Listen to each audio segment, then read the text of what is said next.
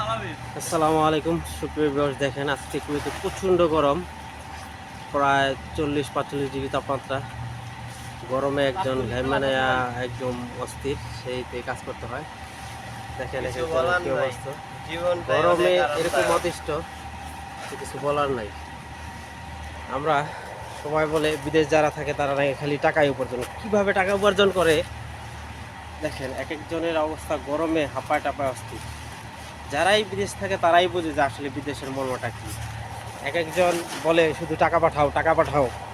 বিদেশ থাকলে মানুষ যে কতটা কষ্ট করে, কিভাবে টাকা পাঠায়, সেটা যদি দেশে যারা থাকে তারা যদি বুঝতো তাহলে আর এই ধরনের কথা বলতো না। আর যারা বুঝবো না। যারা বিদেশে আসে তারাই বুঝে পরবর্তী সময় যে আসলে বিদেশ কত কষ্টকর।